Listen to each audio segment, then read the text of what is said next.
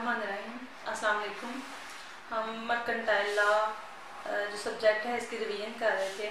तो इसके mercantile law के 3 पार्ट हैं: कंपनी एक्ट, नेगोशिएबल इंस्ट्रूमेंट और पार्टनरशिप एक्ट। पार्टनरशिप एक्ट और नेगोशिएबल इंस्ट्रूमेंट के ऊपर रिवीजन हो चुकी है हमारी। तो आज हम रिवीजन करेंगे कंपनी एक्ट 2017 की। कंपनी एक्ट में बेसिकली जो हम चीज़ें देखेंगे वो ये हैं कि कंपनी की रजिस्ट्रेशन कैसे होती है, कौन सी अथॉरिटी है जो कंपनी को रजिस्टर कर सकती है। तो फिर हम देखेंगे कि इसका प्रोसीजर क्या है, कंपनी से रिलेटेड जो केस होते हैं उनको डील करने की पावर किसके पास है, किस कोर्ट के पास ज्यूरिसडिक्शन है। फिर हम देखेंगे कि कंपनी के बेसिकली जो हैं वो 3 इम्पोर्टेंट डॉक्यूमेंट हैं, जिसमें article of association, memorandum of association और प्रॉस्पेक्टस हैं। फिर हम इसके दूसरे पार्ट तरफ आएंगे तो फिर हम देखेंगे कंपनी में कुछ मीटिंग्स कंडक्ट होती हैं, तो उन मीटिंग्स के मतलब पढ़ेंगे। फिर हम देखेंगे कि कंपनी में जो है कौन कौन से मेंबर हैं जो कंपनी में होते हैं, जैसे चीफ एग्जीक्यूटिव होता है, फिर डायरेक्टर्स होते हैं, फिर उसके बाद उनकी मैनेजमेंट के मतलब सारा हम देखेंगे। फिर हम देखेंगे कि कंपनी के जो अकाउंट्स हैं उनको मेंटेन करने के लिए या ये चेक करने के लिए कि कंपनी के अकाउंट्स प्रॉपर्ली मेंटेन हो गए हैं, हम कंपनी का ऑडिट करवाते हैं। फिर हम ऑडिटर के मतलब पढ़ेंगे, उसके ऑडिट का तरीकाकार पढ़ेंगे। तो फिर उसके बाद जो है हम देखेंगे कि कंपनी को वाइंड अप करने का प्रोसीजर क्या है, या किन किन ग्राउंड्स पे कंपनी वाइंड अप होगी, या इसके अलावा भी कोई चीज़ अगर हमें पढ़ने के दौरान मिलेगी तो वो भी हम इसमें इम्पोर्टेंट क्वेश्चन देखेंगे। अब हम देखेंगे कंपनी एक्ट की डेफिनेशन क्लास जो सेक्शन 2 में दी गई है पार्ट 1 में। जब भी आपके प्रैक्टिकल सब्जेक्ट पढ़ने लगते हैं तो आपको चाहिए कि सबसे पहले आप उसका इंडेक्स देखें। इंडेक्स में हम देखेंगे कि उसकी स्कीम क्या है, स्कीम के तहत फिर हम चलेंगे। सबसे पहले जब भी हम कोई एक्ट पढ़ना शुरू करते हैं तो उसकी हम डेफिनेशन क्लास देखते हैं। डेफिनेशन क्लास में जो कुछ वर्ड्स, स्पेसिफिक वर्ड्स इस्तेमाल हुए होते हैं, जहाँ पे भी स्टैचू में जाके आगे वो अल्फाज हैं तो फिर हमें उनकी समझ आ जाती है। फिर हम देखते हैं कि उसके रजिस्ट्रेशन के प्रोसेस से हम शुरू होंगे। फिर हम देखेंगे कि स्कीम के तहत उसमें रजिस्ट्रेशन के बाद कौन कौन सी चीज़ें आती हैं, उसके बाद कौन सी चीज़ें आती हैं। सेक्शन 2 डेफिनेशन पढ़ने के बाद हम चाहे आगे हम कितने सेक्शन छोड़ के 200, 300, 400 सेक्शन छोड़ के तो हमें जाकर उसकी रजिस्ट्रेशन को ढूंढना पड़े, हम इसको एक स्कीम के तहत ही जो है वो शुरू करेंगे। अब हम देखेंगे कि इसकी डेफिनेशंस में आप देखेंगे तो इसमें कैपिटल क्या है कंपनी का, फिर article of association, memorandum of association, या फिर इसके अलावा और कुछ चीज़ें, काफ़ी ज़्यादा डेफिनेशंस हैं। तो क्लास में हम काफ़ी डिटेल से डेफिनेशंस के मतलब पढ़ चुके हैं, तो मेरे ख्याल से अब डेफिनेशंस पे हमें टाइम वेस्ट करने की ज़रूरत नहीं है। तो हम ऐसा करते हैं कि हम डायरेक्ट जो है वो रजिस्ट्रेशन ऑफ कंपनी की तरफ आ जाते हैं। तो अब हम रजिस्ट्रेशन ऑफ कंपनी का जो सेक्शन है हमारे वो शुरू होते हैं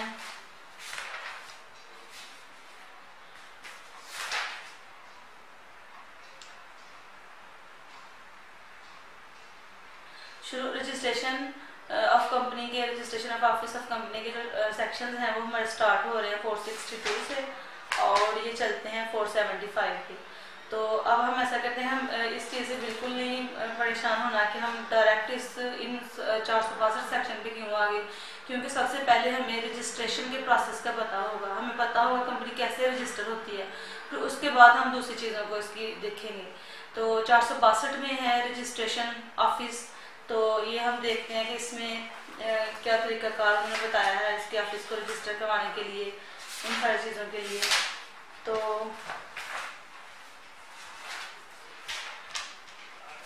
हाँ जी, रजिस्ट्रेशन ऑफिस का है कि for the purpose of the registration of companies and other work under this act there shall be office at such places as the commission thinks fit.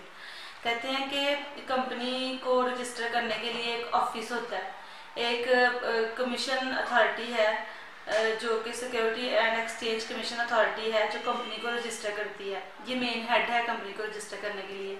अब होता ये है कि पूरे तमाम पाकिस्तान में या तमाम प्रोविंस में जगह जगह पे कंपनियां रजिस्टर करवानी होती हैं, तो फिर इसके ऊपर ये जो कमीशन का ऑफिस है इसके ऊपर बर्डन बन जाता है काम को करने के लिए। तो ये क्या करता है कि ये मुख्तलिफ जो टेरिटोरीज हैं जहाँ पे कंपनीज रजिस्टर होनी होती हैं वहाँ पे उन टेरिटोरीज के लिहाज से कुछ रजिस्ट्रार अपॉइंट करता है और उसको अपनी पावर्स जो हैं वो डेलीगेट कर देता है और फिर उस रजिस्ट्रार के पास भी कमीशन की तमाम पावर्स होती हैं जो उसने उसको डेलीगेट की होती हैं, फिर वो कंपनी को रजिस्टर करता है। तो कहते हैं कि ये जो है कमीशन, ये for the purpose of the registration of companies एक लाजमी तौर पे जो है मुख्तलिफ ऑफिस और उनकी टेरिटोरियल ज्यूरिसडिक्शन क्या है रजिस्ट्रार की, वो फिक्स करेगा। तो फिर उसके बाद क्या करेगा, कमीशन में अपॉइंट सच रजिस्ट्रार। पहली बात तो ये कि वो एक ऑफिस अपॉइंट करेगा कि एक जैसे हमारी ये गुजरावाला डिवीजन है तो यहाँ पे एक ऑफिस पहले वो तजवीज़ देगा कि यहाँ पे एक ऑफिस होना चाहिए। फिर ऑफिस की तजवीज़ देने के बाद वो क्या करेगा, वहाँ पे रजिस्ट्रार की अपॉइंटमेंट के लिए जो है वो रजिस्ट्रार की अपॉइंटमेंट करेगा और फिर उसको बताएगा कि उसने कौन कौन सी पावर्स इस्तेमाल करनी है और क्या क्या तरीक़ाकार अख्तियार करना है जब वो कंपनी को रजिस्टर करेगा। फिर उसके बाद है कि जब वो while performing their functions and duties under this act, all the registrars shall observe and follow the order and instruction of the commission। वही बात आ जाती है कि जब रजिस्ट्रार कंपनी को रजिस्टर कर रहा होगा तो वो वही तमाम जो इंस्ट्रक्शंस को फॉलो करेगा जो कमीशन ने उसको दी होंगी।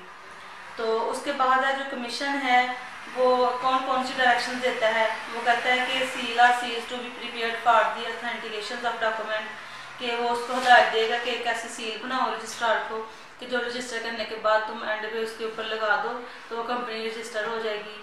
फिर उसके बाद क्या करेगा कि वो उसको जो कमीशन है रजिस्ट्रार को बताएगा कि जैसे ही कोई पिटीशन, कोई एप्लीकेशन रजिस्ट्रेशन ऑफ कंपनी के लिए आती है हमारे पास, तो उसको सबसे पहले इन तमाम डॉक्यूमेंट्स को इंस्पेक्ट करो, उस एप्लीकेशन को देखो। अगर कोई डिफेक्टिव टाइटल है किसी डॉक्यूमेंट का तो उसको उसकी वहीं पे छानबीन करो, फिर देखो कि उसके साथ सर्टिफाइड कापीज लगाई गई हैं।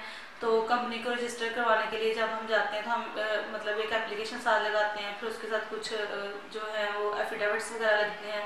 अगर और कोई डॉक्यूमेंट्स हों जैसे मेमोरेंडम ऑफ एसोसिएशन, जब हम कंपनी को रजिस्टर करवाने जाते हैं तो तब हम उसके साथ ही ये वाला मेमोरेंडम ऑफ एसोसिएशन प्रिपेयर करके लेके जाते हैं। फिर आप देखेगा रजिस्ट्रार कि वो जो है ये तमाम डॉक्यूमेंट्स प्रॉपरली प्रिपेयर्ड हैं, इनमें किसी किस्म का कोई डिफेक्शन तो नहीं है, तो तमाम सर्टिफाइड कापी साथ अटैच की गई हैं। तो फिर वो उसकी पिटीशन लेगा, उसकी एप्लीकेशन लेगा और उसको जज करने के बाद कंपनी को रजिस्टर करेगा। तो उसके बाद है कि a copy of or an extract from any document filed or lodged whether the electronic और physical form with the commission or registered. इसमें यह है कि फिजिकली भी जाके जो बंदा कंपनी को रजिस्टर करना चाहता है रजिस्ट्रार का ऑफिस जा सकता है, या फिर वो उसमें जो है इलेक्ट्रॉनिक फॉर्म में भी एप्लीकेशन भेज सकता है थ्रू ईमेल, या जो कोई वेबसाइट है रजिस्ट्रार की उसके ज़रिए भी वो अपने तमाम जो डॉक्यूमेंट्स हैं उनकी डिटेल भेज सकता है कंपनी को रजिस्टर करवाने के लिए। तो जो भी वो तरीकाकार तय करेगा रजिस्ट्रार उसको प्रॉपर्ली जज करने के बाद, प्रॉपर्ली चेक करने के बाद उसको रजिस्टर करेगा। तो फिर कुछ रिस्ट्रिक्शंस होती हैं जो कंपनी रजिस्टर करवाने जाता है उसके ऊपर लगाई जाती हैं कि ये काम नहीं करने उसने। तो जैसा कि सेक्शन 464 है कि registrar not to accept defective title, कि ये उसके ऊपर एक कंडीशन लगा देगा कमीशन रजिस्ट्रार के ऊपर कि डिफेक्टिव टाइटल को एक्सेप्ट ही नहीं करना। फिर आगे जाके हम देखते हैं कि अगर कोई डिफेक्टिव टाइटल एक्सेप्ट कर लेता है रजिस्ट्रार तो उस वजह से जो कंपनी को लॉस हो रहा है उसका जिम्मेदार रजिस्ट्रार नहीं होता, बल्कि उसकी जिम्मेदार कंपनी खुद होती है।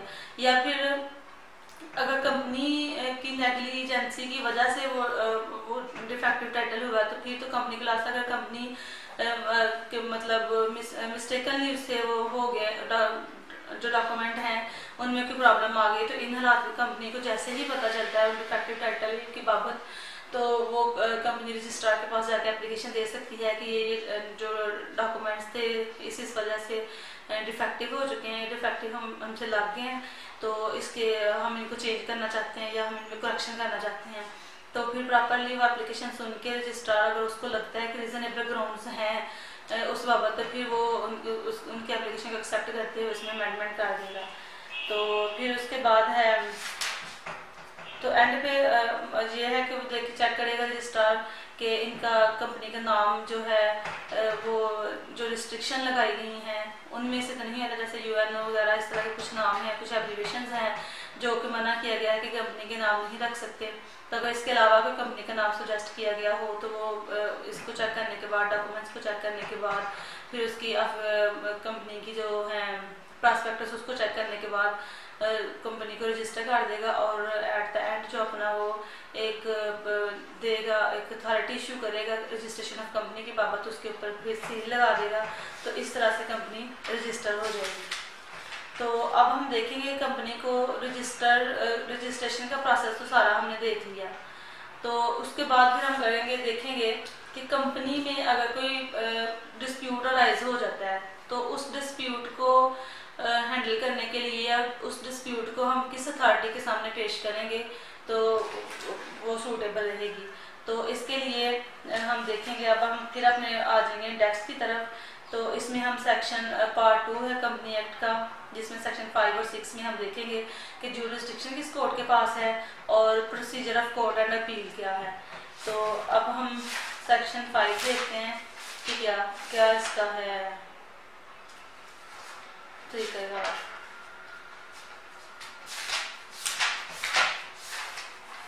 सेक्शन 5 में है कि jurisdiction of the court and creation of benches, कि किस कोर्ट के पास ज्यूरिसडिक्शन है कंपनी के मैटर्स को सुनने की। तो वो हाई कोर्ट के पास हैं। हाई कोर्ट में एक बेंच बाकायदा बनाया गया है जो सिर्फ और सिर्फ कंपनी से मुतल्लिक केसेस को सुनता है।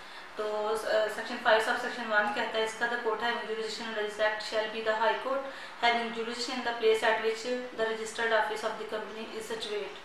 तो कहते हैं कि जहाँ पे भी कंपनी का ऑफिस रजिस्टर है, सिचुएट है, तो वहाँ पे उस हाई कोर्ट में यानी कि जिस प्रोविंस में भी वो कंपनी रजिस्टर है उसमें एक बेंच बनाया गया है उन मैटर्स को सुनने के लिए हाई कोर्ट की डायरेक्शन पे। और उसके बाद है कि हम देखेंगे कि for the purpose of jurisdiction to wind up companies the expression registered office means the place which has longest been the registered office of the company during the 180 days immediately proceeding the presentation. ये आगे कि जब कोई company के पास कोई petition आती है company को वाइंड अप करने की बाबत, तो फिर 180 डेज के अंदर अंदर उसकी प्रोसीडिंग्स मुकम्मल होंगी जब वो उस बेंच के सामने उसकी आएंगी। तो इस तरह से ये जो काफ़ी सारी चीज़ें हैं, तो हम बेसिकली इसी चीज़ के ऊपर रहते हैं कि एक बात तो ये है कि जुरिसडिक्शन किसके पास है, किस कोर्ट के पास है, हाई कोर्ट के पास है। और हर हाई कोर्ट ने एक बेंच तजवीज़ दिया है जो कंपनी के मैटर्स को वो सुनता है। और उसके बाद हम देखेंगे कि जो कोई इसके पास मैटर आ जाता है उसके लिए मुख्तलिफ उन्होंने लिमिटेशन पीरियड रखा हुआ होता है कि इस लिमिटेशन पीरियड में जो है इस मैटर को हल करना है, चाहे वो कंपनी की वाइंडिंग अप की बाबत हो या किसी डायरेक्टर को नल एंड वाइड डिक्लेयर करने की बाबत हो या कोई जो भी कोई रीज़न होगी उसकी बाबत अलग से लिमिटेशन पीरियड बताया गया होगा। तो फिर अब हम देखते हैं कि सेक्शन 5 के बाद सेक्शन 6 में procedure of the court and appeal बताया गया कि क्या प्रोसीजर अडॉप्ट किया जाएगा जब हम पिटिशन फाइल करेंगे कोर्ट में। तो कहते हैं कि सेक्शन 6 का sub section 1 notwithstanding anything contained in any other law for the time being in force all written submission to the court under this act shall be filed with the registrar of the company bench. Next है कि for the purpose of this act written submission shall includes कि जो हम अब ये हम चीज़ें देखेंगे कि जब हम कंपनी की किसी डिस्प्यूट की बाबत पिटिशन फाइल करने लगे हैं उसमें कोर्ट में, तो कौन कौन से डॉक्यूमेंट्स रिक्वायर होंगे और किस किस तरह से हम उनको अटैच करेंगे। तो सबसे पहले है कि एक पिटिशन होगी और application setting out a concise statement of fact grounds and the relief claimed कि एक एप्लीकेशन होगी जिसके ऊपर हम वो तमाम ग्राउंड्स लिखेंगे जो डिस्प्यूट है कंपनी में, वो तमाम ग्राउंड्स और कंसाइज स्टेटमेंट उसके ऊपर मेंशन करेंगे और वो पिटिशन हम हाई कोर्ट का जो बेंच है उसमें जाकर पेश कर देंगे। और उसके बाद है कि जो जब पिटिशन फाइल कर देंगे तो फिर उसके बाद एक प्रॉपरली तरीकाकार शुरू हो जाता है कि संबंध शुरू हो जाते हैं दूसरी पार्टी आती है। तो यहाँ पे हम फिलहाल देख रहे हैं कौन कौन से डॉक्यूमेंट्स हैं जो पिटिशन के साथ लगते हैं। तो पिटिशन फाइल होने के बाद दूसरी पार्टी को सम्मन होगी तो उसके बाद a return reply with particulars of set off if any, कि दूसरी पार्टी को पेश होगी कोर्ट में तो उसने अपना रिटर्न रिप्लाई उस एप्लीकेशन का देना है। तो with particular of set of का यहाँ पे मतलब ये होगा कि अगर कंपनी का किसी दूसरी कंपनी के साथ कोई डिस्प्यूट है तो उसने पिटिशन दी है, कोई पैसों का लेन देन है तो एक कंपनी ने पिटिशन फाइल कर दी, दूसरी कंपनी के खिलाफ ने कहा कि उससे उसने 5 करोड़ लेने हैं। तो आगे से जो दूसरी कंपनी थी उसने भी आगे से 2 करोड़ लेने थे इससे, जिस कंपनी ने पिटिशन फाइल की है। तो फिर वो अपना रिटर्न रिप्लाई में ये लिख देगी दूसरी कंपनी कि मैंने तो इसके 5 करोड़ देने हैं, वो देने हैं, बल्कि मैंने इससे 2 करोड़ रुपए लेने भी हैं। तो ये जो उसकी स्टेटमेंट होगी वो सेट ऑफ कहलाएगी उसकी। तो कहते हैं कि फिर पिटिशन के बाद रिटर्न रिप्लाई आएगा with the particulars of set off. तो उसके बाद an affidavits of facts by the petitioner और एप्लीकेंट के उसके जो पिटिशन फाइल करेगा एप्लीकेंट उसके साथ अपने एफिडेविट अपने बयान हल्फी भी साथ लगाएगा।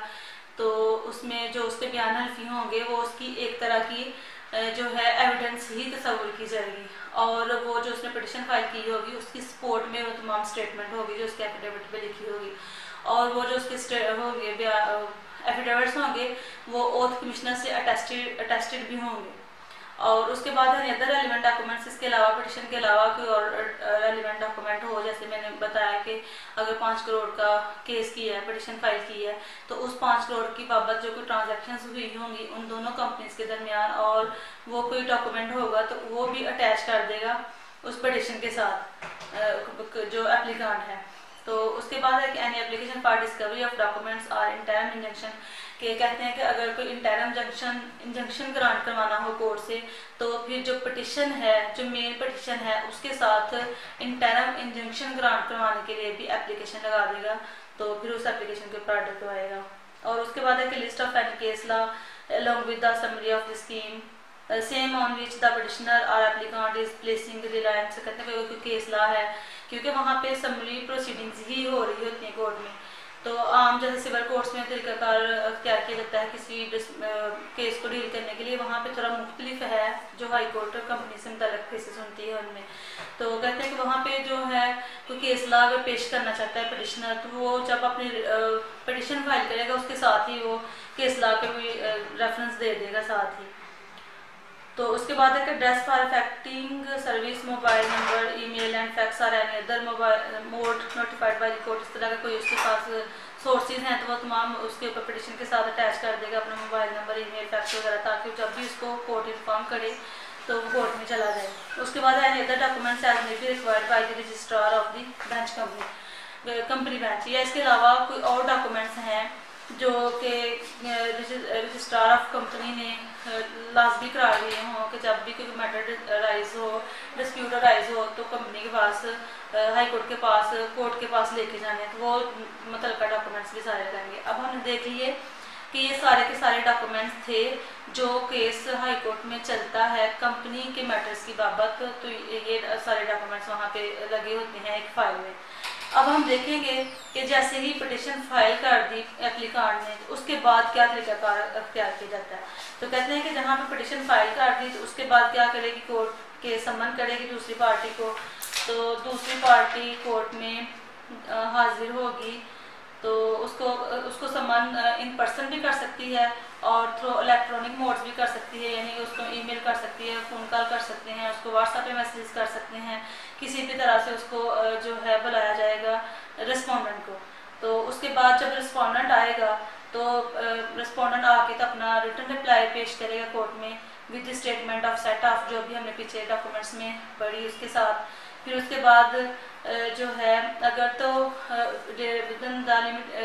विदन टाइम पेश हो जाता है रिस्पोंडेंट, पेश होने के बाद वो रिटर्न अप्लाई कर देता है, दे देता है कोर्ट में, तो उसके बाद की प्रोसीडिंग शुरू हो जाएगी। अब अगर ऐसा हो कि कोर्ट ने जैसे ही वो पेश हुआ कोर्ट में, रिस्पोंडेंट कोर्ट ने टाइम दिया 15 दिन के अंदर रिटर्न अप्लाई लेके आओ, तो रिस्पोंडेंट अगर फेल हो गया, वो नहीं पेश कर पाया रिटर्न रिप्लाई, तो फिर इस सूरत में क्या होगा कि जो है where the respondent fails to return reply within the time prescribed in subsection 1, a report shall be submitted by the registrar of the company bench before the court, and the court may pass necessary orders to proceed ex parte and announce the final order on the basis of the documents available on the card। यानी कि अगर respondent fail हो गया, उसने कोई return apply नहीं submit करवाया, तो इन हालात में जो वो बेंच है हाई कोर्ट का, जो कोर्ट है वो एक्स पार्टी कर देगी केस को, और जो उसके पास मौजूदा डॉक्यूमेंट्स होंगे उन्हीं के ऊपर रिलाई करते हुए कोई ऑर्डर पास कर देगी। तो फिर उसके बाद है कि जब वो on the completion of receipt of all return submission and after ensuring that all copies of such return statement are duly supplied to the parties as per procedure laid down by the court shall present the case file to the court on a day fixed। कहते हैं अगर वो respondent पेश हो गया, उसने return reply भी पेश कर दिया, फिर जो कोर्ट ने डेट अनाउंस की होगी उस फाइल को हेयर करने के लिए, फिर उस दिन जो कोर्ट में वो फाइल पेश कर दी जाएगी, कोर्ट उसके ऊपर प्रॉपरली हेयरिंग करेगी और हेयरिंग करने के बाद with in 45 days of the first service of notice or such extended time as may be granted by the court।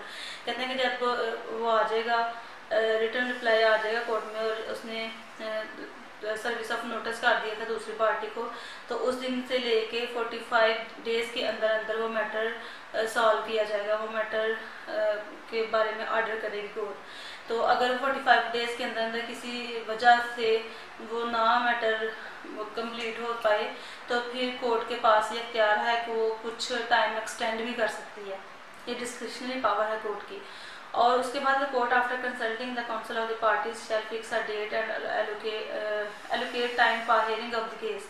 तो कोर्ट जो है वो जो काउंसिल्स ऑफ द पार्टीज होंगे उनकी कंसेंट के साथ डेट फिक्स करेगी और उस दिन वो पाबंद होंगे दोनों काउंसिल्स के कोर्ट में जाके पेश हों। अगर कोर्ट में पेश नहीं होगा तो फिर कोर्ट जो है वो कोई पेनल्टी वगैरह भी उनको कर सकती है। तो फिर उसके बाद है कि एडजर्नमेंट ग्रांट नहीं की जाएगी, तो बस बहुत जो कंपल्सरी ग्राउंड्स होंगी उनके तहत ही कोर्ट जो है वो टाइम एक्सटेंड करेगी और कोई डेट ग्रांट करेगी उन मैटर्स को सुनने के लिए। तो फिर उसके बाद जो है ये इस तरह से दोनों पार्टीज की हेयरिंग्स होंगी, सुना जाएगा। और उसके बाद सब सेक्शन जो 9 है वो कहता है the court shall treat affidavit, counter affidavit and other document filed by the parties to the proceeding as evidence and decide the matters on the basis of the document and affidavit. यानी कि दोनों parties ने जो applicant ने अपनी petition के साथ affidavits लगाए होंगे और रिस्पोंडेंट ने अपने रिटर्न अप्लाई के साथ जो एफिडेविट्स लगाए होंगे उनको कंसाइज स्टेटमेंट एविडेंस तस्वर करते हुए जो कोर्ट है वो उनकी बेस पे फैसला कर देगी, फाइनल ऑर्डर पास कर देगी। तो फिर इसके जनरल रूल तो यही है। और इसके बाद कहते हैं कि in exceptional circumstances court is of the view that any issue of fact required cross examination the court में order attendance of the relevant deponent और deponents for the purpose of cross examination by such opposing. ऊपर general rule तो ये हो गया कि जो documents जो एफिडेविट्स लगाए गए हैं पिटिशन के साथ रिटर्न अप्लाई के साथ उन्हीं को बेस बनाते हुए कोर्ट फैसला कर देगी। लेकिन कुछ हालात सर्टन हालात में सर्टन केसेस में ऐसा हो कि क्रॉस एग्जामिनेशन करना ज़रूरी हो तो फिर कोर्ट क्रॉस एग्जामिनेशन करने की भी परमिशन दे सकती है। तो फिर उसके बाद है कि द कोर्ट में refer the matter to the registrar of the company bench और any other person for recording of cross examination.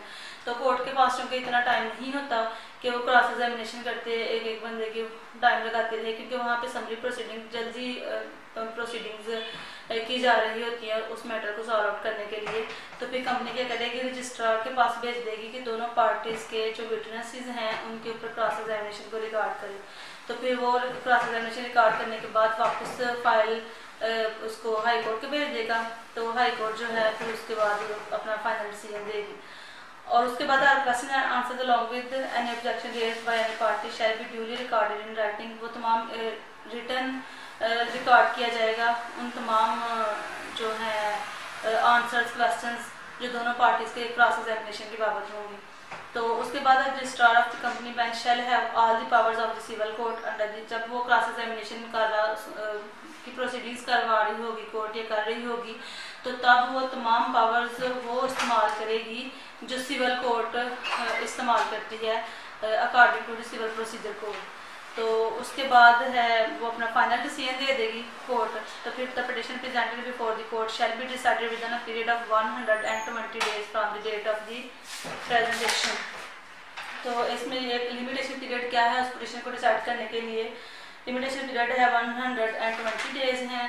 तो उनके अंदर अंदर वो डिसाइड करेगी और उसके बाद जो कोर्ट है कोई सीरियस हो मैटर तो ज़्यादा भी टाइम लग सकता है इसमें, तो उसके बाद जो है वो अपना फाइनल डिसीजन देगी कोर्ट। तो फिर जो एग्रीड पार्टी होगी यानी कि अगर कोई पार्टी उस मैटर के साथ जो फैसला किया है कोर्ट ने उसके साथ वो सेटिस्फाई नहीं है उस फैसले से, तो वो उस फैसले के खिलाफ अपील में भी जा सकती है।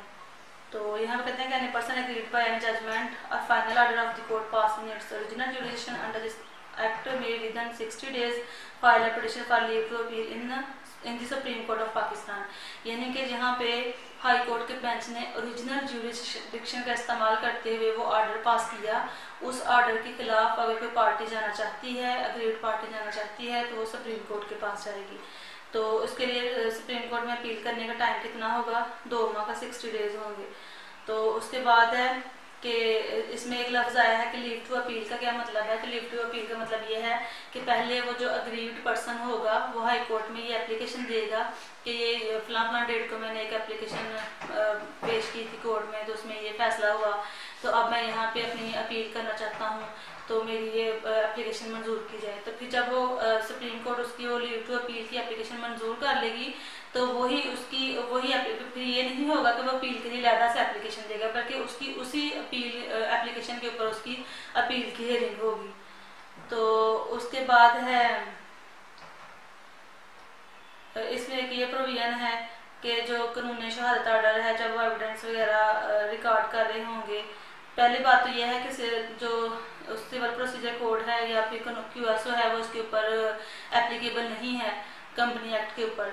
तो लेकिन कह रहे हैं कि जहाँ पे सूरत कुछ इस तरह से पैदा हो जाए कि कोर्ट के लिए ये ज़रूरी बात हो कि क्रॉस एग्जामिनेशन करनी है पार्टी के ऊपर, पार्टी की एविडेंस रिकॉर्ड करनी है, तो वहाँ पे फिर जो कोर्ट है वो पावर्स इस्तेमाल करेगी सिविल जज की, और उसके अलावा जो तरीक़ाकार QSO में बताया गया है एविडेंस को रिकॉर्ड करने के लिए, वो तरीक़ाकार अख्तियार करेगी।